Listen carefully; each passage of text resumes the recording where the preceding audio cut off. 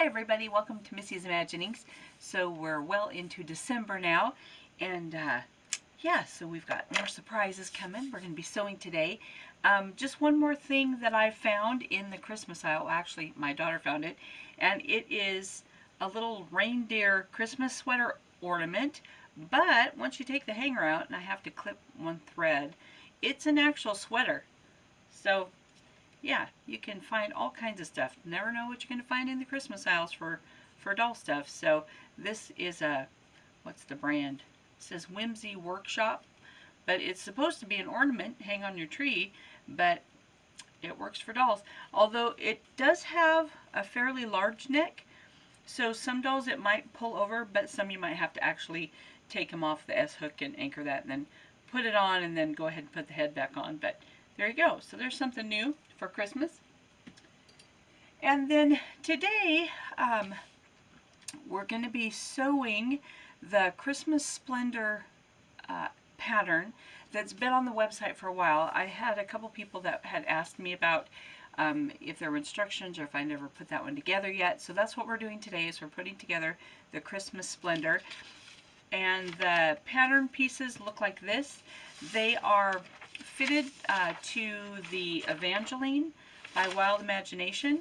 So this is what the pattern pieces look like. Let's see, there's the skirt, there's the front and back of the coat or top or dress or whatever. There's sleeves, the yoke for the shoulders like this, cuffs, and a waistband for the skirt. So that's all the pieces, and they're ready on the website for you to go ahead and download. Also, there's something new there. There's a new surprise. So I will, in the description down there, I'll put a link to the blog. So when you click on the blog, it will automatically open to the new gift for this weekend. And so we're on gift number 4 for the 12 Gifts of Christmas. So that's ready for you. So yeah, so, and then the outfit, of course, for some reason, Evangeline and the Obitsu are pretty close. So at the end, we'll do some comparing so you can see how the outfit looks on both the Evangeline and the 50 centimeter Obitsu. So you can see what you'd like, how you'd like to adjust anything, and what's going on there. So we'll go ahead and get our things cut out and get started sewing. See you there.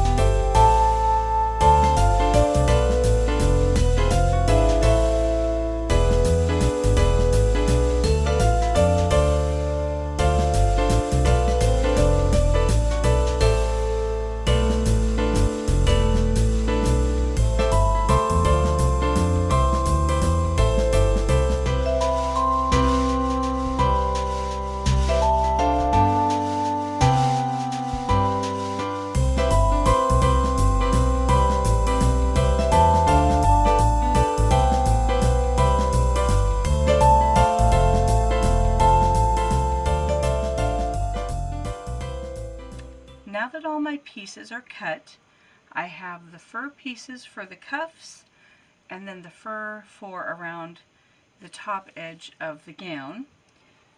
So what I'm going to do first is I'm going to sew, well, I'm going to clean off a bunch of this fur. I'm going to sew the cuffs to the bottom of the sleeve with right sides together, and then I'm going to sew the fur to the top edges of the gown.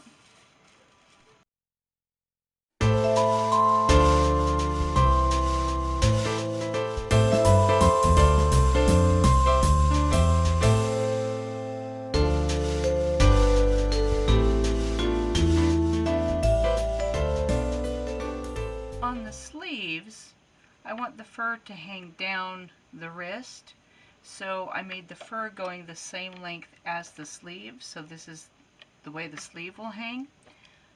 On the dress, I want the fur to hang down the length of the dress, so I'm going to sew the bottom edge to this edge, which means I want to get the fur out of the way as much as possible, because I don't want to sew the fur up into my seam. So I'm going to pull the fur down as much as possible, and then I'm going to sew that edge, and then I'll lift that back up. So a lot of this fur, I'm going to be pushing it down opposite of the natural nap of the fur so that I can put that edge together. And I'm matching up the center back. There we go. And you'll notice this extends beyond the edge of the red fabric. So I'll turn that over. So I'm going to have the fur going the opposite direction, and I'm just going to sew across the top of that red fabric. And yeah, fur gets everywhere.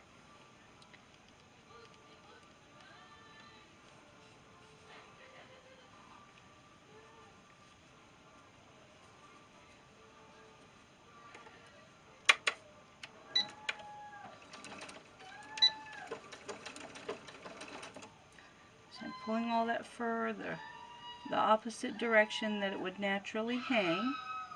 And you can hear my daughter screaming downstairs. I don't know what they're doing. Probably watching videos of something.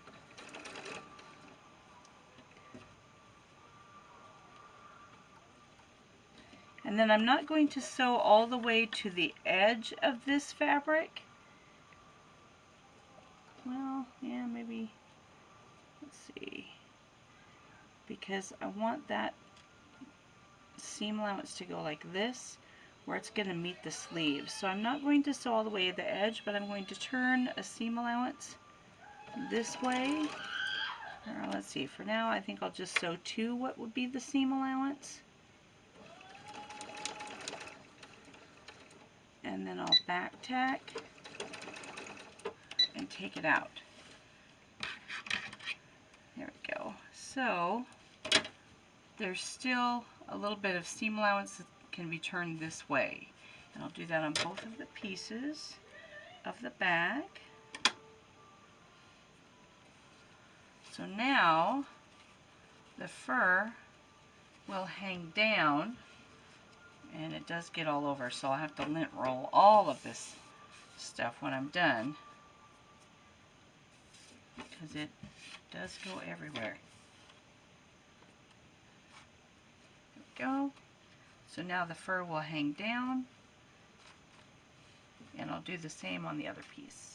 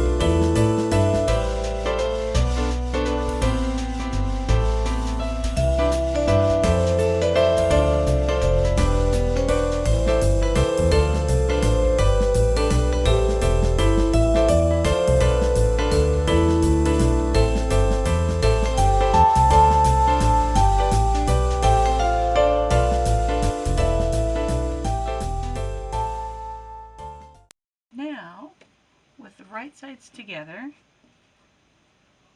I'm going to sew the shoulder seams of the fur on each side.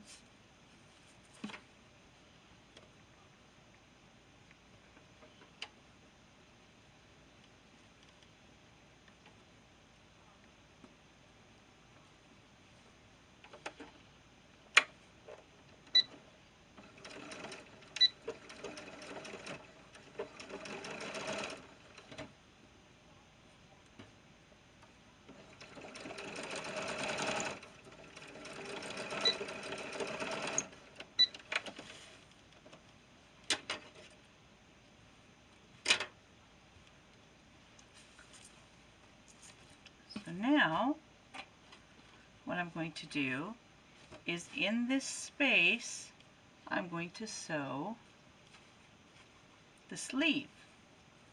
So I'm going to pull this fur down, and the sleeve is going to be sewn there.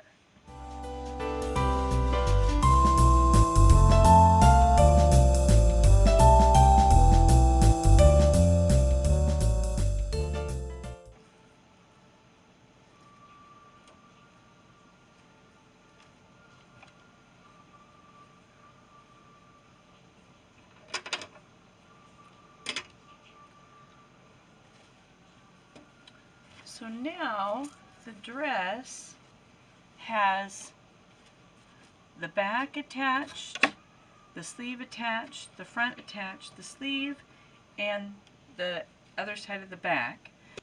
Now the fur along the top has all been hemmed, and the fur along the cuffs has just been turned over and hemmed. Then we're ready to go ahead and put this together at the side seams. So we'll pull the arms up and lay the side seams in place. So we'll stitch along the arm, keeping all the fur free of what we're sewing. The stitching will go a little bit onto that fur that's between those pieces, and then right down the side. We'll do that on both sides. Just a note on this, because we're just putting it together to see what the finished outfit will look like, I didn't take the time to line the fur. I just went ahead and turned it over and hemmed it real quick. But if you want that to be lined, you would just cut those pieces that are the top fur yoke, and you would cut a set of lining fabrics as well. So one of these and two of these out of a lining fabric. Then you could, with right sides together, your fur would be laying down, of course, stitch that along the top, flip it over, and then you could turn up this hem or seam allowance, turn that up, and go ahead and fold the lining under and then stitch that in place, and that would give you a nice lining here. But on this one, we're just putting it together to see how the pattern will work, and so you can get an idea how to sew it, and it was just faster to just whip stitch that hem into place. So now we're going to do the side seams.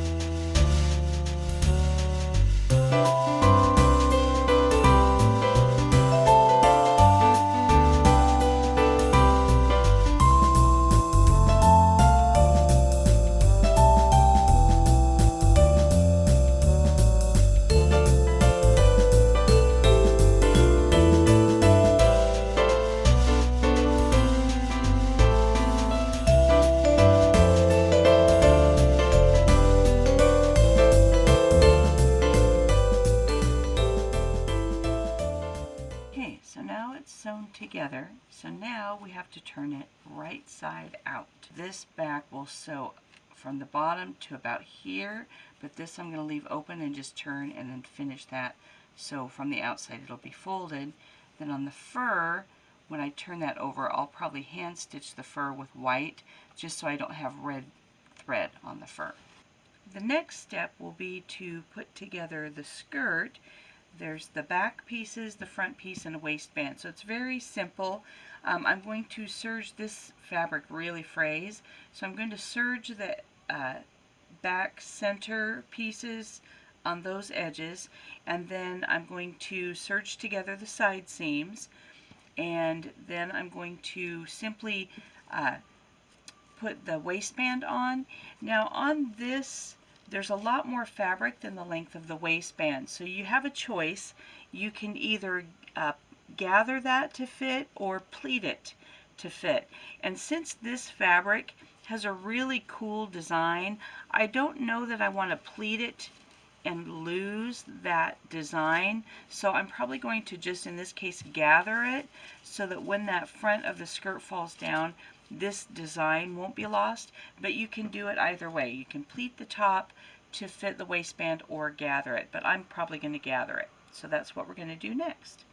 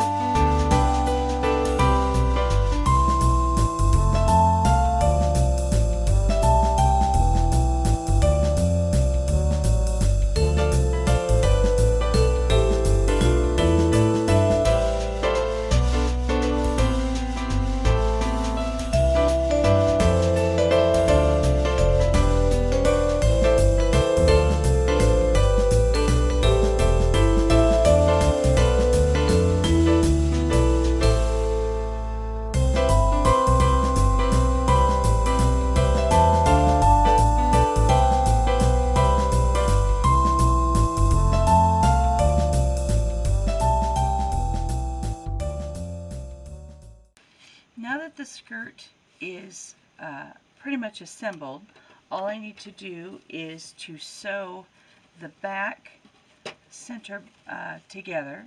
So I'll sew that and I'll leave it open till about, probably 2 inches down, and then those will naturally fold in and then I can overlap for a snap. So I'm going to sew that and then I'll hem it.